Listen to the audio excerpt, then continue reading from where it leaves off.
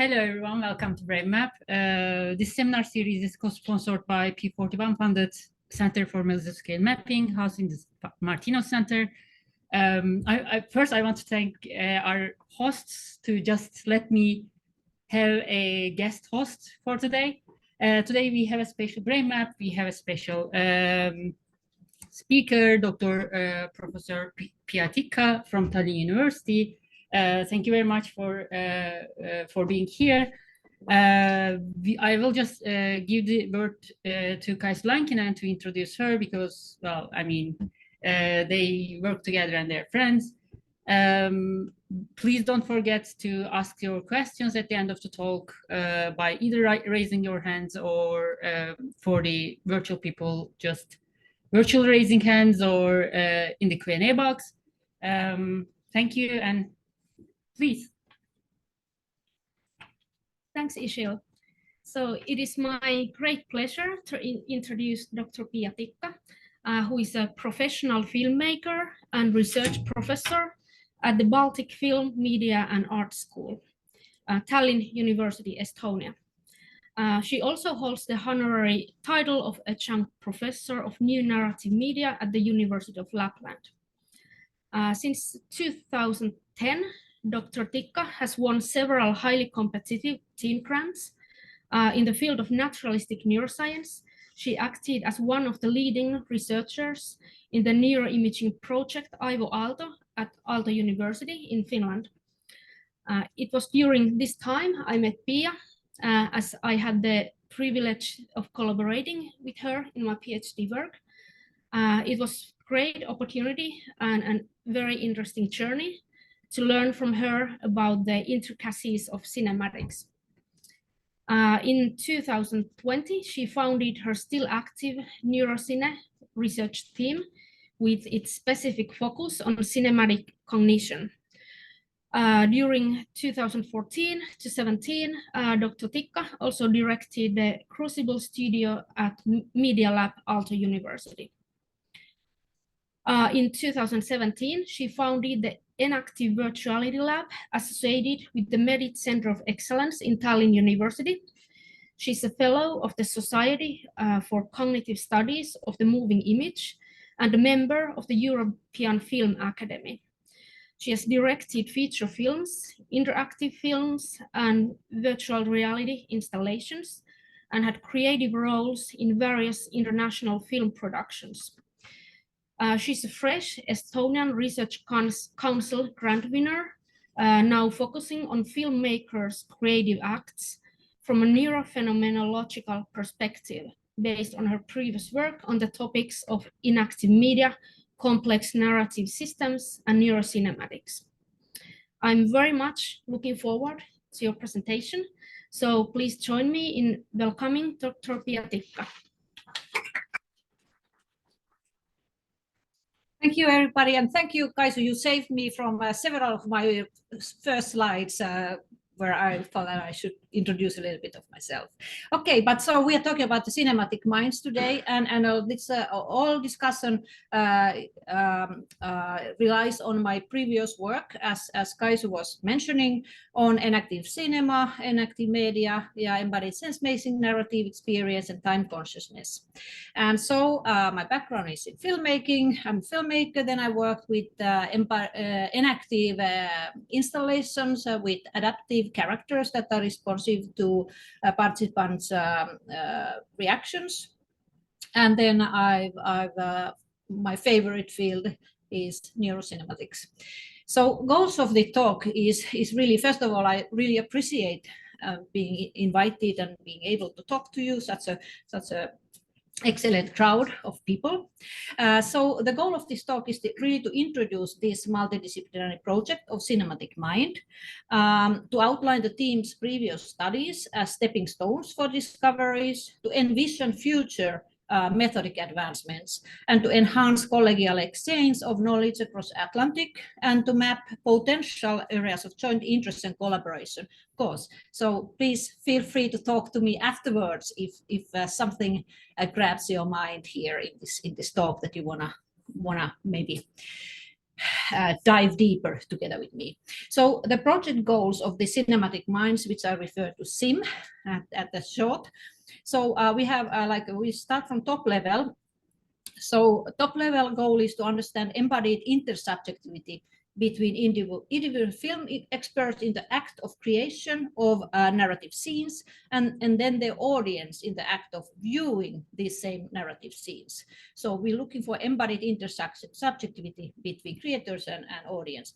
Bottom up, starting from bottom up from practical work, the idea is to describe by means of cognitive neuroscience and empirical phenomenology filmmakers' experience when cueing expectations of a specific narrative payoff, and then compare that to the film viewers' experience when they experience these cued expectations and these narrative payoffs.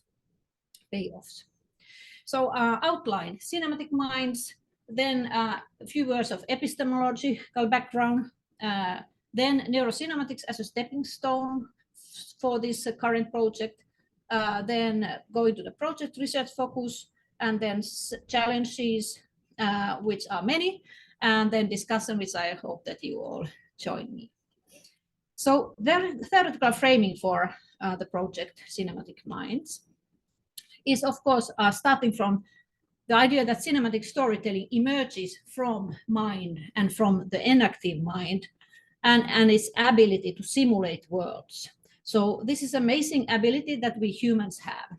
So what is this enactive? So mind is enactive. This enactive mind emerges from systemic interrelations of brain, body, and world. These cannot be separated from one another. And this is why we bring in also the phenomenological approach to the experiences. It all kind of relates to the same core phenomena of experience. So enactive mind was articulated by Francisco Varela, Evan Thompson, and Eleanor Roche in 1991 on the enactive cognitive science approach. And I adapted that to enactive cinema and enactive media together with the Mauri Kaipainen here present, seated on the front row. So the enactive mind has also generated a wide, expanded and broad group of researchers who see this mind as a brain-body world system. And one of these researchers is Di Paolo, De Jager, and others who have introduced this enactive sense-making. So it's basically enactive sense-making refers to context-dependent, life-motivated, and embodied activity. Neurophenomenology. So phenomenology has been a kind of a dangerous word for neuroscientists and cognitive scientists for a long time, but I think that and many researchers think that we need to look for more broader approaches to understand such a complex thing as human mind. So neurophenomenology is a research program that to study structure of experience. It has been proposed by Francisco Varela in 1996. It aims to identify mutual constraints between scientific data and experimental data in order to allow multidisciplinary insights to dynamics of brain-body world system. So what we are looking, especially here, we are looking working with phenomenological descriptions of experience in narrative context, neurophysiological descriptions of experience in a specific narrative context, but also structural and conceptual models of narratology, explanatory models from cognitive science, experimental evidence from psychology, social science. These all are welcome to join the game. What we consider is that the core sense-making function of enactive mind is narration. There are very different definitions for narratives. I'm starting from the very broad definition where narrative really is the key core constructs of mind. And what Tikka ja Kaipainen in Unfolding Now chapter in a book 2020, we propose auto-narration as that pre-conceptual embodied sense-making which refers to simulating situatedness in where one is.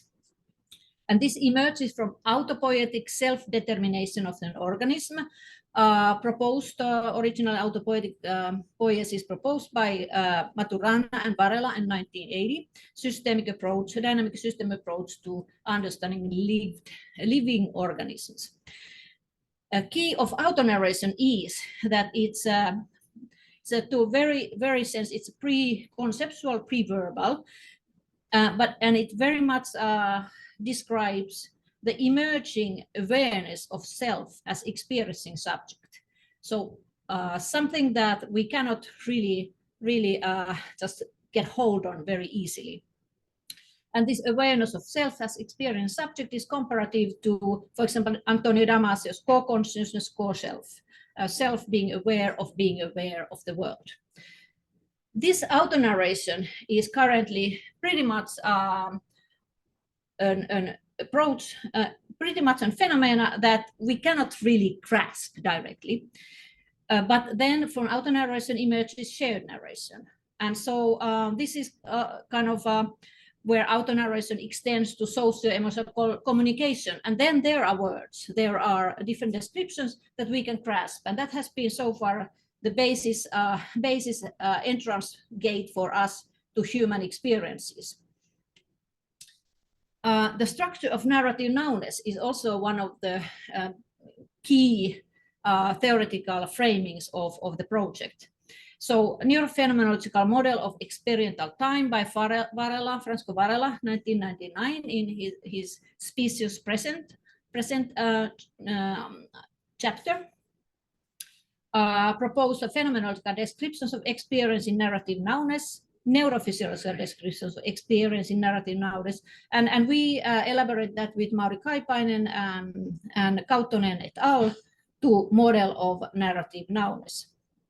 And this constitutes this is constituted by narrative events of various timescales, expanding from proto-narratives in the smallest meaningful events, even in millisecond timescales. You consider rejection.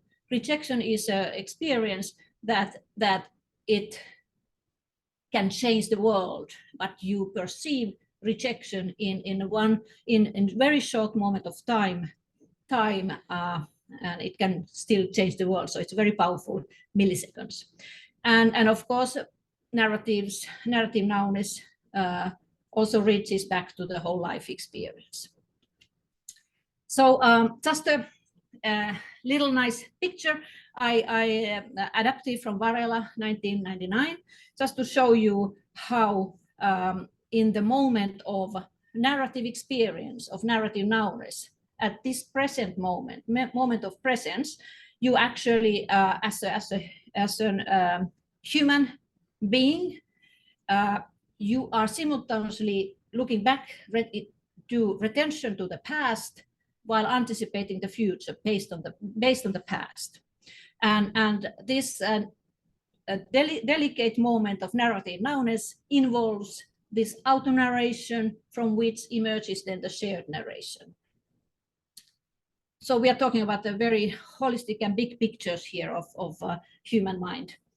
So the hypothesis is that the experiential nowness structures can be identified in neurophysiological observations, and that's why I'm here, to search for help from you who are experts in this field. Some assumptions we have for that, one assumption is embodied intersubjectivity. So people share more than they are willing to admit in reference to brain-body world. The mind's capacity to understand the experience of others by means of enactive simulation involving embodied simulation, mentalizing, etc.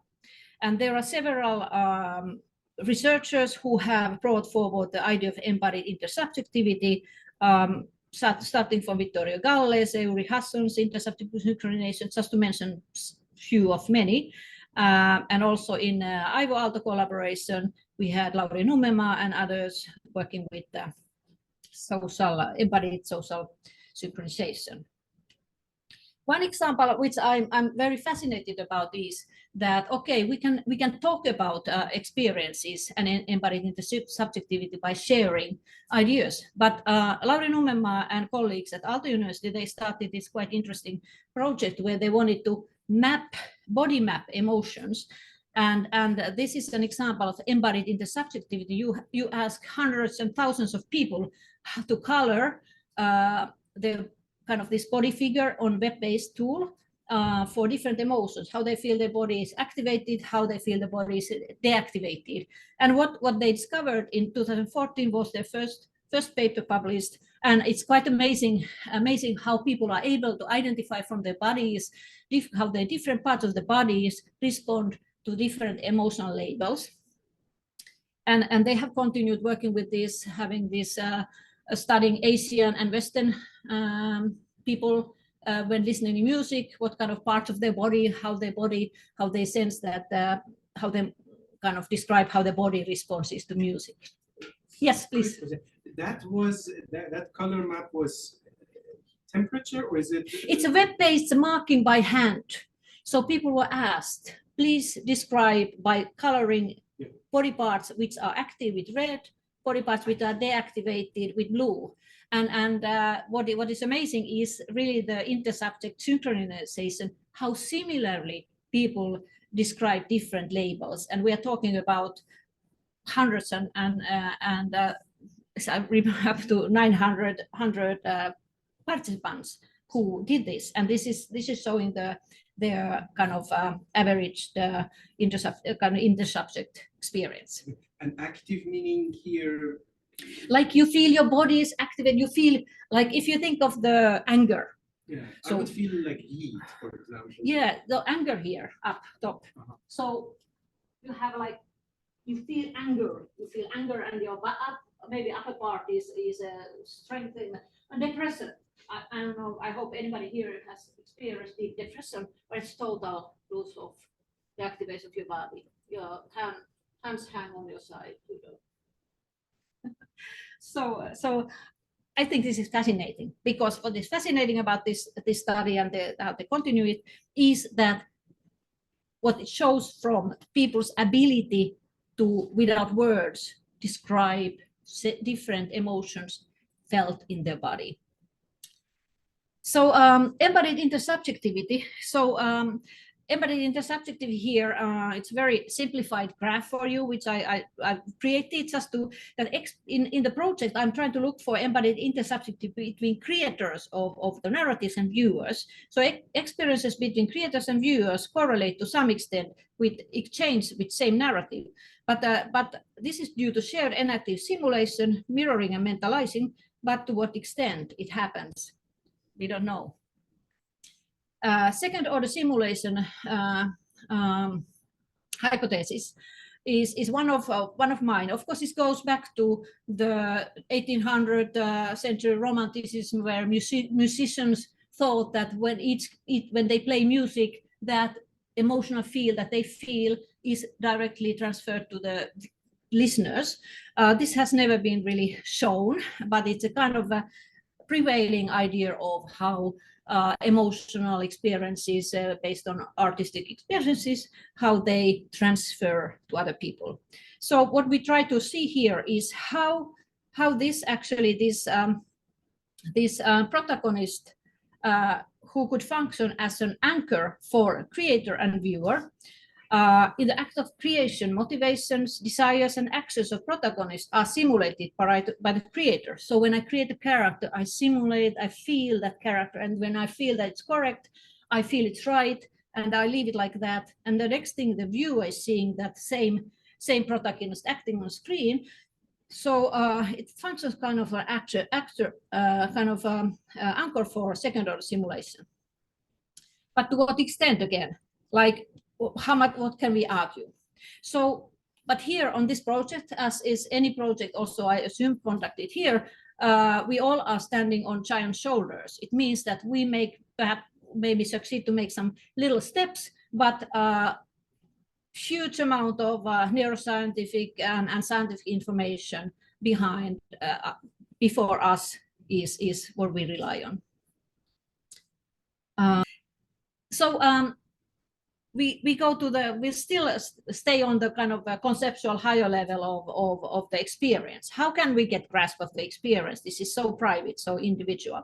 So this we look for this pragmaticist principle, which means that two domains of knowledge are not enough to explain each other, that you need a third window, a third corner as to provide an interpretative angle. And this idea relies from Charles Sanders Peirce for some 100 years goes back from here. So these three sources of experience data, now here conceptually selected three sources.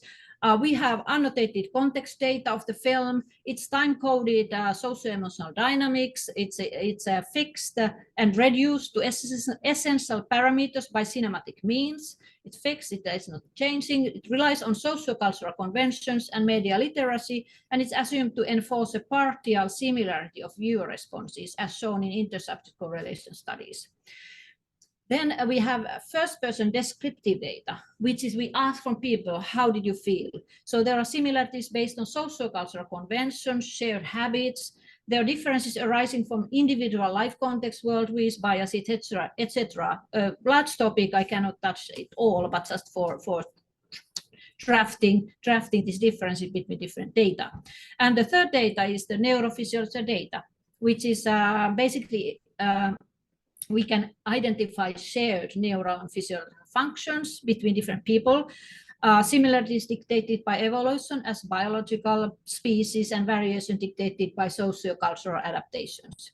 So three different type of data we're collecting. We look annotated movie content, first-person descriptive data when they experience that movie content, and then neurophysiological data when they are actually experiencing that, and we observe their brain-body system.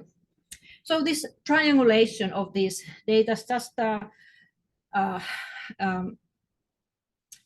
a conceptual description of how it would be understood. So we think of annotated narrative film context. It allows interpretative window to how subjective first-person descriptions relate to neurodata. So a window to these two different domains of data.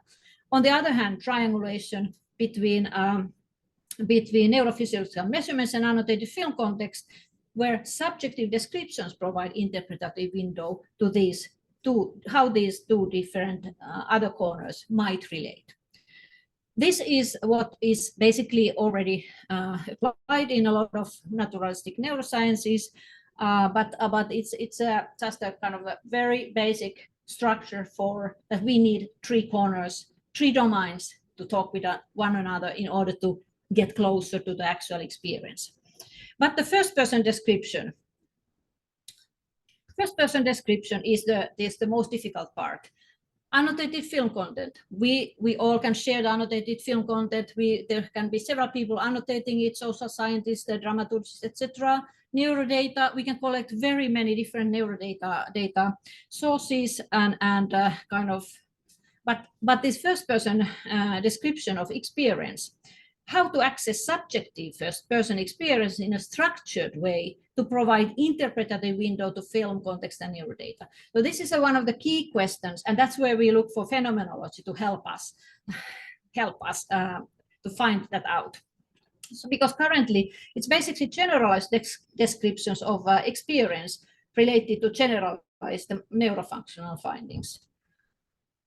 Yet individual experiences take place in unique personal context, which is the auto-narration domain.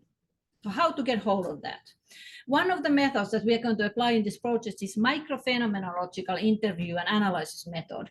It builds on Petit-Mungin and colleagues' approach, where with trained interviewers interview subject in a very structured and formal way to try to get deeper and deeper into their descriptions of the subjective experiences.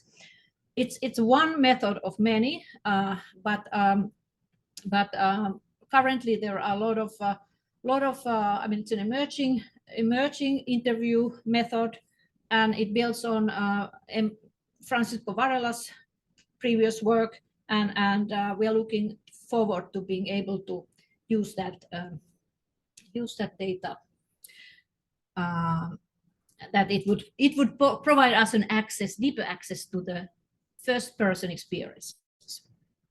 Okay, but stepping stones, neurocinematics. So there I will talk about very fast about the 4 different projects that I feel that are like stepping stones for the current project. May I ask how much I have time, because Yes. just a,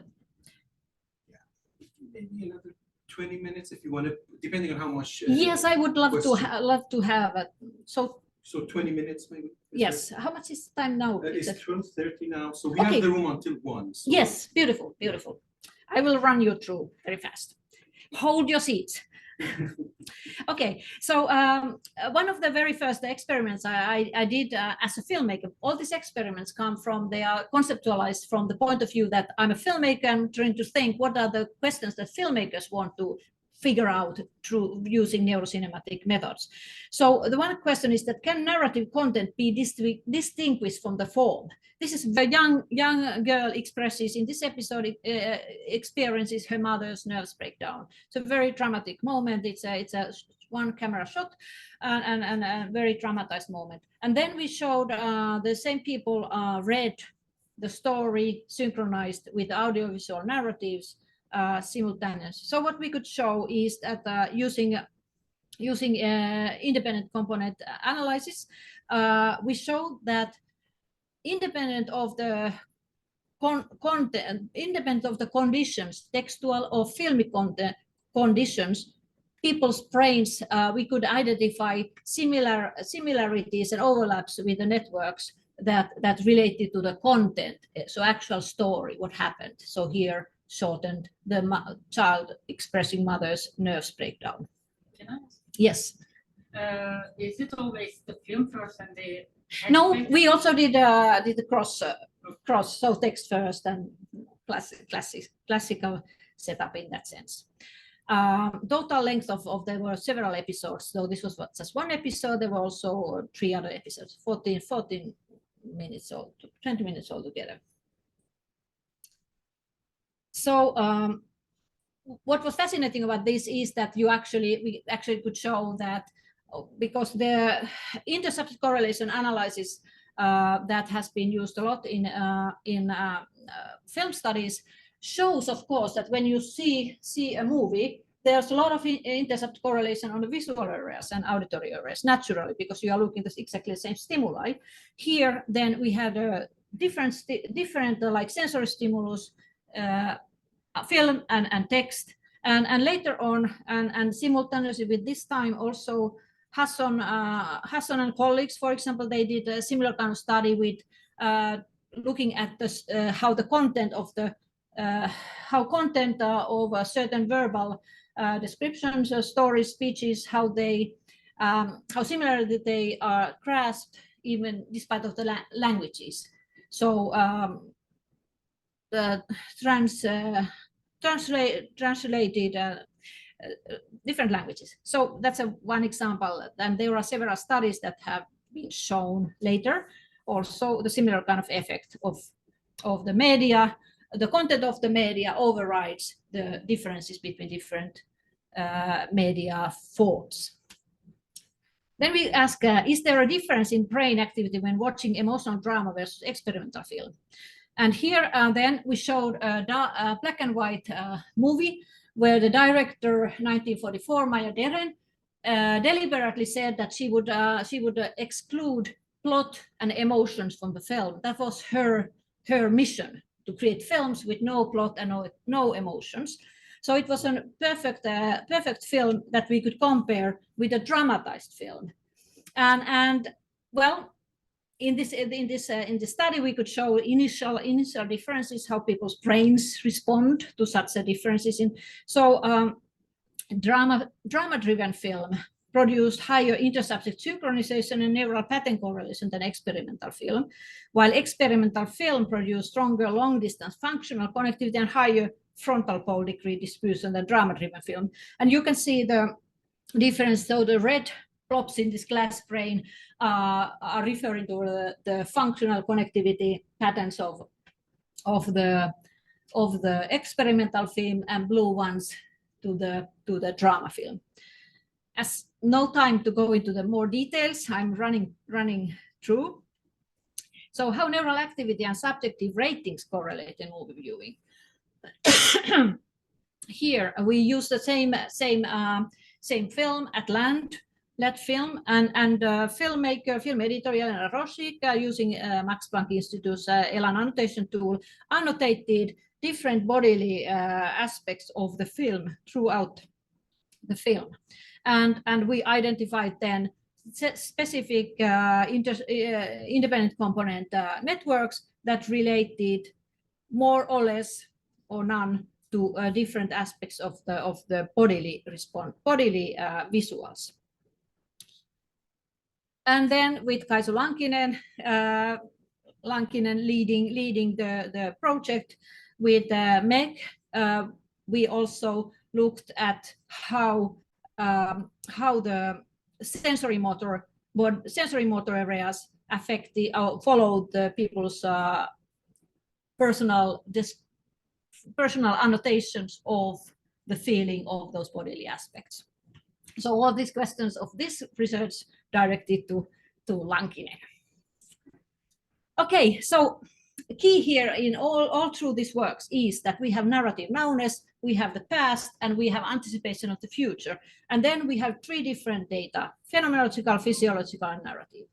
How to capture narrative reconstruction during movie viewing. So now we are talking about film Memento. It's a 105 minutes long film, and I think it's still the longest film shown in fMRI scanner. I take the full credit of that, showing in fMRI scanner in 335 minute sessions, and where we try to get hold of narrative reconstruction. When people see narrative, they continue to keep on reconstructing the story.